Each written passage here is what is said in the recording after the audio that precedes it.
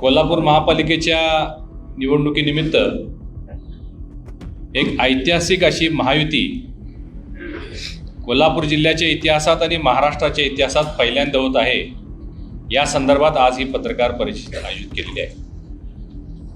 या महापालिकेच्या निवडणुकीमध्ये गेले 8 दिवस तिन्ही पक्षांनी त्यांच्या सर्व नेत्यांनी, खास करून भारतीय जनता पार्टीचे आमचे वरिष्ठ नेते माननीय चंद्रकांत दादा आणि व्यासपीठावरील सर्व नेते यांनी मोठं मन करून 2 पावलं पुढं 2 पावलं पाठीमागं सरकून आज 81 उमेदवारांची यादी निश्चित केलेली आहे।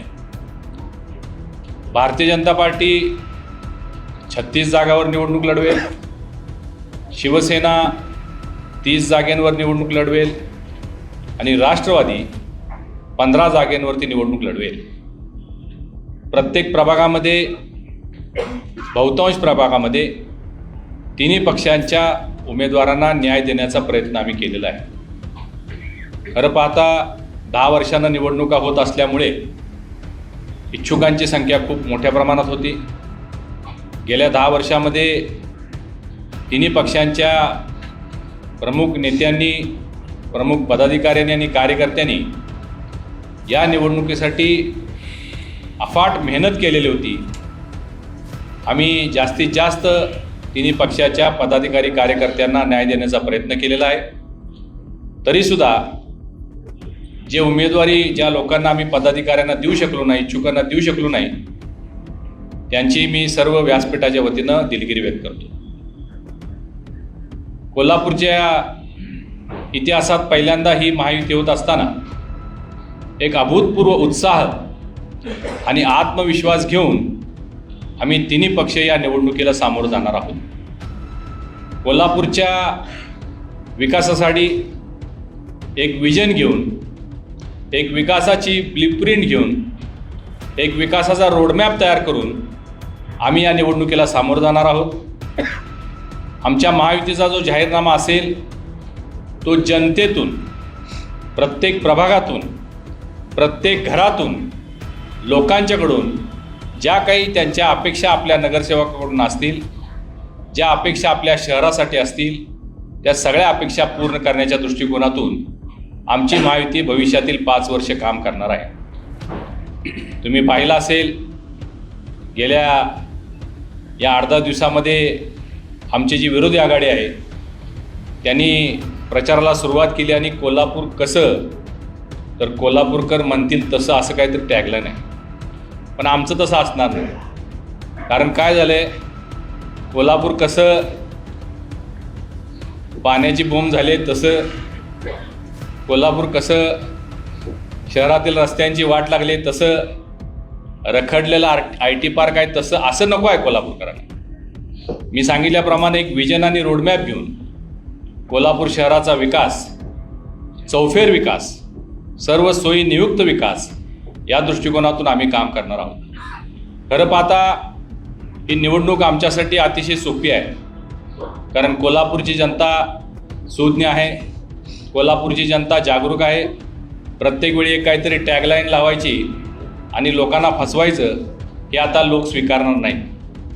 कारण ज्या पद्धतीनं महाराष्ट्र राज्यामध्ये महायुतीचं सरकार कार्यरत आहे, सन्माननीय मुख्यमंत्री देवेंद्रजी फडणवीस साहेब, दोन्ही उपमुख्यमंत्री माननीय एकनाथजी शिंदे, माननीय अजितदादा यांनी ज्या पद्धतीनं महाराष्ट्राचा विकास सुरू केलेला आहे, त्याच धर्तीवर कोल्हापूर जिल्ह्याचा विकास करण्याचा पण आम्ही तिन्ही पक्षांनी या ठिकाणी घेतलेला आहे।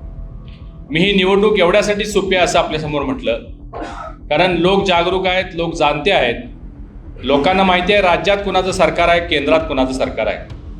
आणि त्यामुळं जर आज काँग्रेसचे लोक, काँग्रेसचे नगरसेवक, काँग्रेसचे त्यांचे नेते जर आम्ही विकास करू म्हणून लोकांच्या समोर गेले, तर ते ज्या पद्धतीनं राहुल गांधी बोलतात त्याप्रमाणे काहीतरी त्यांचं स्टेटमेंट होईल। राज्यात तुमचं सरकार नाही, केंद्रात तुमचं सरकार नाही, तुम्ही विकास कसा करू शकणार? तुमच्याकडे आमदार नाहीत, तुमच्याकडे काही कसलाही प्रकारचे मंत्रीपद नसताना तुम्ही निधी कसा देणार? एवढं समजण्या इतके लोक कोल्हापूरचे जागरूक आहेत। म्हणून यावेळी त्यांची कुठल्याही पद्धतीची अशा पद्धतीची फसवणूक लोक स्वीकारणार नाहीत आणि म्हणून आत्मविश्वासानं आम्ही तिन्ही पक्ष या निवडणुकीला सामोरं जाणार आहोत. मी आपल्याला उद्या सकाळपर्यंत तिन्ही पक्षांच्या आमची जी एकमत झालेली उमेदवारांची यादी आहे ती उद्या सकाळपर्यंत आम्ही आपल्याला देत आहोत. सध्या मी आपल्याला संख्या सांगितलेली जेवढ्या जागेंवरती आम्ही निवडणूक लढणार आहोत, एकत्रितरित्या प्रचार करणार आहोत, एकत्रितरित्या लोकांच्या समोर जाऊन त्यांच्या अपेक्षा, अडीअडचणी आणि कोल्हापूरचे प्रश्न सोडवण्यासाठी, कोल्हापूरमध्ये पर्यटनाचा विकास होण्यासाठी, कोल्हापूर शहरात अंतर्गत रस्ते, विमानतळ, सर्व सोयीनियुक्त भौतिक सुविधा असणारं हे एक सुंदर असं शहर बनवण्याच्या दृष्टिकोनातून आम्ही सगळेजण कार्यरत राहू, अशा पद्धतीची ग्वाही मी आज आपल्या सर्वांना देतो. मी व्यासपीठावर असणाऱ्या सर्व तिन्ही पक्षांच्या नेते मंडळींचं मनपूर्वक अभिनंदन करतो, त्यांचं कौतुक करतो की म्हणजे अतिशय जटिल परिस्थिती निर्माण झाली असताना सगळ्यांनीच 2 पावलं मागं पुढं करून मोठं मन करून ही महायुती घडवलेली आहे.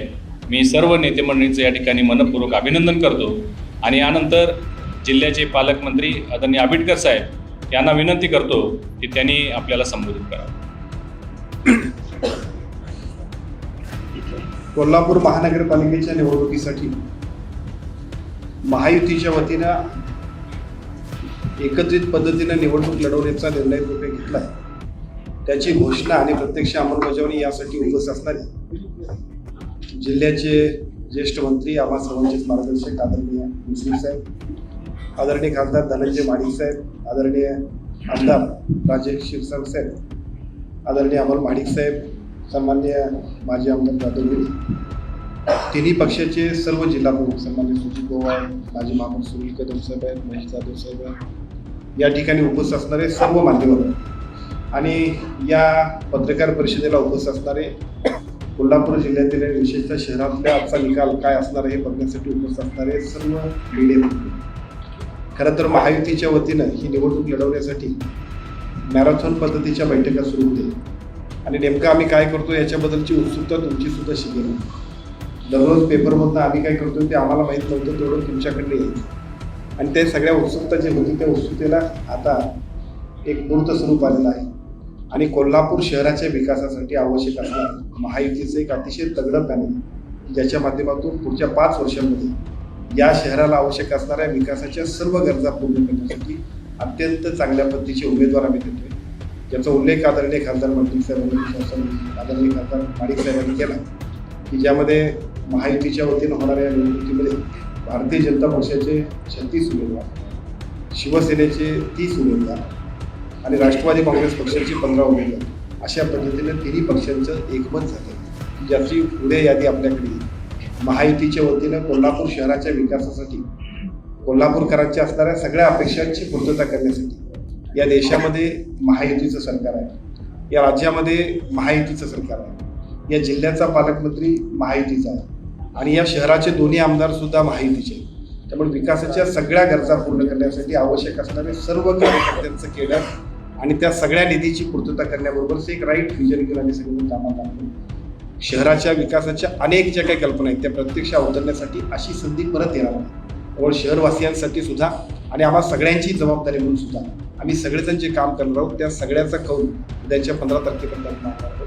महायुतीचे पॅनलमध्ये अतिशय सक्षम, अनुभवी आणि चारित्र्य संपन्न अशा पद्धतीच्या सगळ्या उमेदवारांची यादी आम्ही आपल्याकडे देतोय आणि पुढच्या 15 दिवसांमध्ये महाराष्ट्राचे मुख्यमंत्री आदरणीय देवेंद्र फडणवीस साहेब, महाराष्ट्राचे उपमुख्यमंत्री आदरणीय एकनाथ शिंदे साहेब आणि महाराष्ट्राचे दुसरे उपमुख्यमंत्री आदरणीय अजितदादा पवार साहेबांच्या नेतृत्वाखाली महायुतीचं सरकार जसं महाराष्ट्रात आहे तसं शहरावरती सुद्धा महायुतीची सत्ता येण्यासाठी आम्ही काम करतो. निश्चितपणे त्या सगळ्या कामकाजाची सुरुवात आज आपल्या उपस्थितीमध्ये करतो.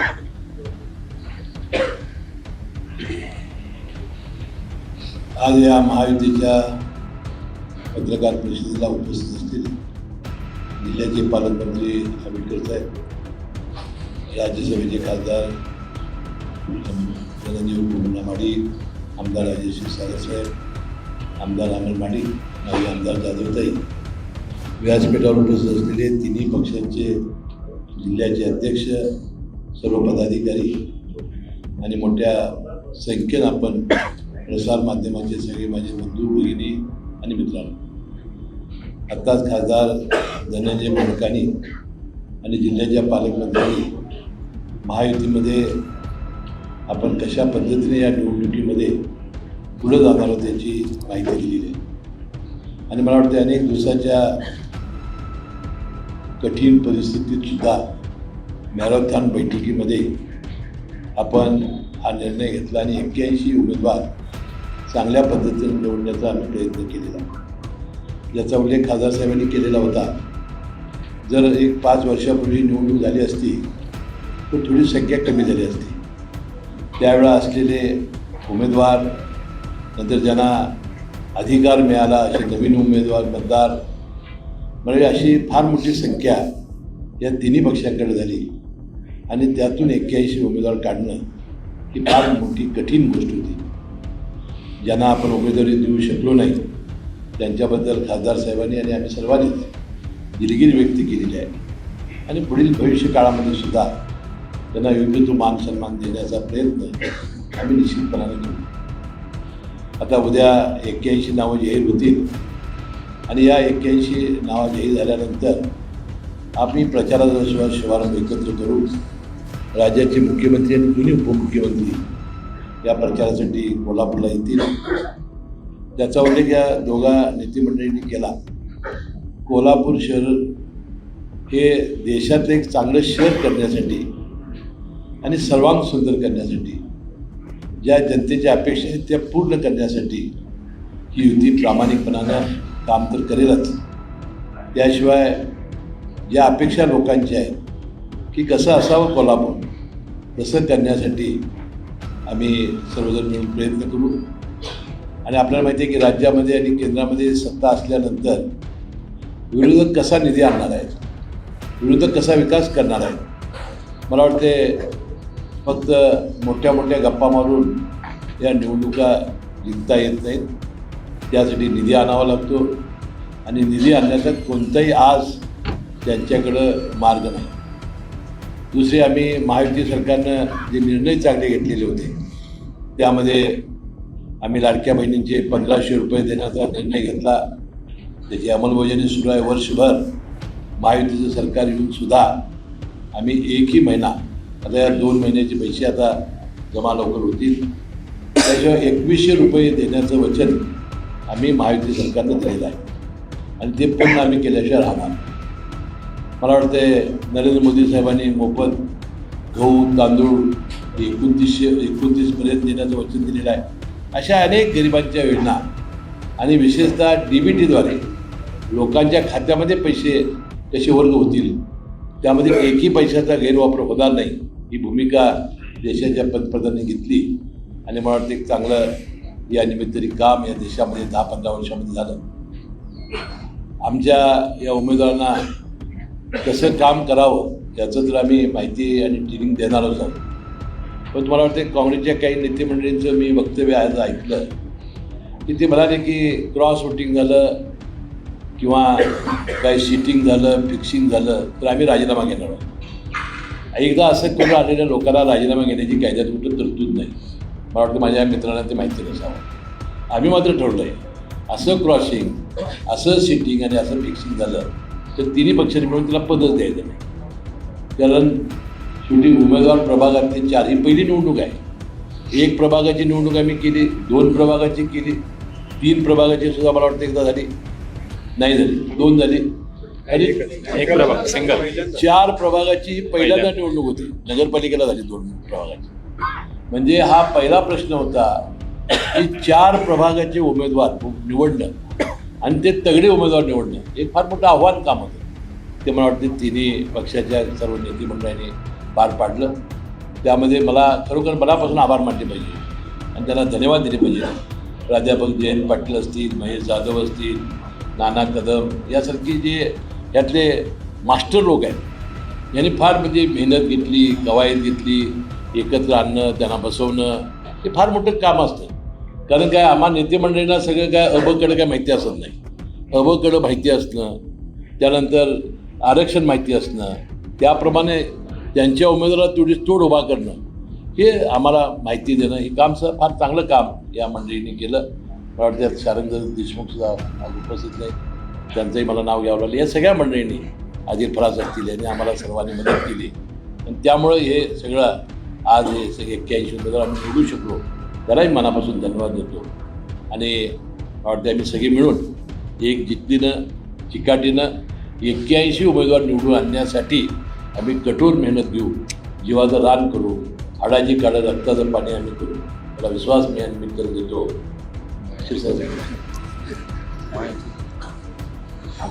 आणि कोणत्याही परिस्थितीत या महानगरपालिकेवर महायुतीचा झेंडा फडकवल्याशिवाय राहणार नाही असा विश्वास मी करतो. मोठा भाऊ मदत तुम्हाला फारच लहान म्हणजे अक्षरशः हाताला धरून नेल्यासारखं तुम्हाला भाजप न्यायला आलं. या तीन नाही बघा लहान मी नव्हते असं नाही. मागच्या 2015 ची सभागृहात भाजपचे 13 होते, राष्ट्रवादीचे 15 होते, शिवसेनेचे 4 होते. तरी भाजपने 36 जागा घेतल्या आणि तुमच्या 33 होत्या 33. हे बघा जे निवडून आणणारे आहेत हेच आम्ही उभी करतोय. विनाकारण भर्ती करणं योग्य नाही. म्हणून एक 70-80 गोळा कर बघू दे त्यांचं काय होते ते आनंद आपण. आधी ठरवताना झालेली नाराजी ठीक आहे. कुठेतरी निकालातून दिसेल असं वाटतं. आता खासदार साहेब बोलतील. नाही बंडखोरी तिन्ही पक्षात होणार नाही याचा मला विश्वास आहे. परंतु निश्चित मोठ्या प्रमाणात नाराजांची संख्या असणार आहे. कारण आमच्याकडं 300पेक्षा जास्त लोकांनी उमेदवारी मागितली होती. शिवसेनेकडे 150 लोक होते, राष्ट्रवादी 300 होते, शिवसेनेकडं 150 राष्ट्रवादीकडे होते आणि नाराजांची संख्या मोठी आहे. परंतु या 2-3 दिवसामध्ये आम्ही प्रत्यक्षात सगळ्यांना भेटून त्यांना त्यांची नाराजी दूर करून हे सगळे लोक आमच्या या उमेदवारांना निवडून आणण्यासाठी पूर्ण शक्तीनं यामध्ये सहभागी होतील याचा मला विश्वास आहे.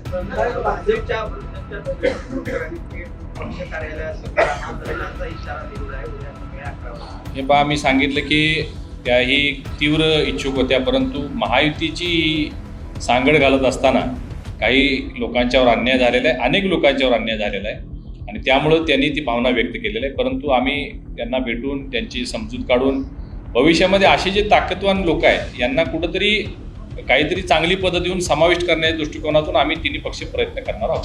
रात्रीच परत काही बदल होणार आहे का? कार्यकर्ते भावना तीव्र आहे त्यामुळे तुम्ही ही रात्र परत घेतली. आम्ही घोषित यादी तयार आहे. उद्या सकाळी आम्ही देणार आहे. त्याचं कारण काही लोक अजून इच्छुक आहेत. आज रात्रभर परत नवीन काय होऊन बदल काही झालेला नाही. यादी तयार आहे, खिशामध्ये आहे. आमच्या अध्यक्ष विजय जाधवांच्या वरिष्ठांच्या परवानगीसाठी ती पाठवलेली आहे.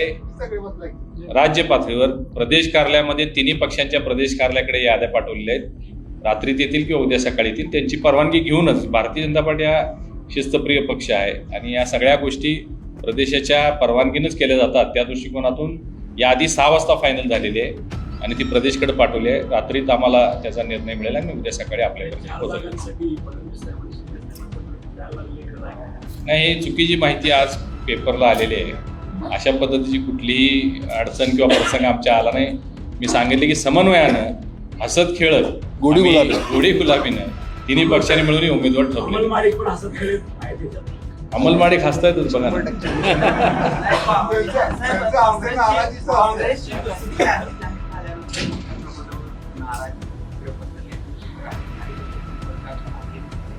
काही नाही, काँग्रेसचे अनेक लोक आमच्या संपर्कात आहेत, तिन्ही पक्षांच्या संपर्कात आहेत. परंतु मी सांगितल्याप्रमाणे आमचे लोक निश्चित झालेले असल्यामुळं कुणालाही आम्ही घेऊ शकत नाही. कारण आमच्याकडेच एवढी मोठ्या प्रमाणात संख्या असल्यामुळं काँग्रेसच्या किंवा अन्य कुठल्या उमेदवारांना घेण्याचा प्रश्न होत नाही.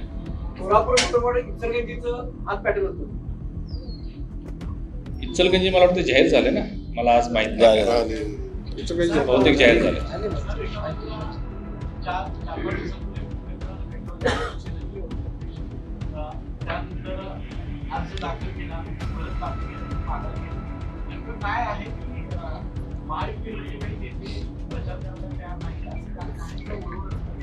हे काही ठिकाणी असं उठवलं गेलं की महायुतीचे नाराज आहेत. असं कुठली नाराज असायचं काही कारण नव्हतं. कारण 81 जागा होत्या आणि आम्ही काही 81 लढवणार नव्हतो. कुठल्याही कार्यकर्त्यांच्या अन्याय करण्याची असं कुठलीही भावना आमची नव्हती. वरिष्ठांची परवानगी घेऊन वरिष्ठांच्या सूचनेनुसारच कृष्णराज महाडिक यांनी अर्ज दाखल केलेला होता.